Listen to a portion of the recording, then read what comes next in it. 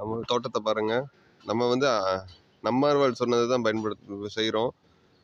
இது ஃபுல்லாக வந்து இந்த மரம் உடஞ்சி போயிட்டு விழுந்துட்டு, அந்த மரம் விழுந்ததை இந்த இடத்துல போட்டு வச்சுருக்கோம். நம்ம வாழை மரம் பாருங்க. இங்கே வாழை மரம் விழுந்துச்சு, நம்ம ஒன்றுமே பண்ணல. இப்போ மறுபடியும் அதுலேருந்து தளைஞ்சு வருது. இங்கே ஃபுல்லாக விவசாயம் நடக்குது. மக்காச்சோளம் போட்டிருக்கோம். நடுவில் நம்ம வந்து கருணக்கிழங்கு போய் வச்சுருக்கோம். இதுதான் கருணக்கிழங்கு செடி, பெரிய செடி. இது பாருங்க, இது வந்து பூசணிக்காய் விதைச்சிருக்கோம், வளருது.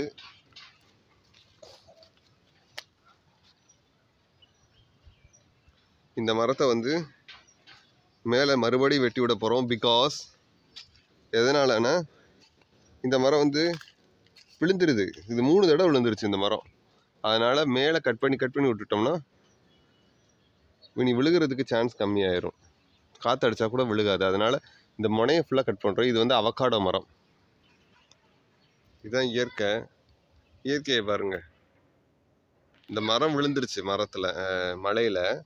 ஆனால் அதில் கூட ஒரு சின்ன காய் வந்திருக்கு பாருங்க. இதுதான் இயற்கை.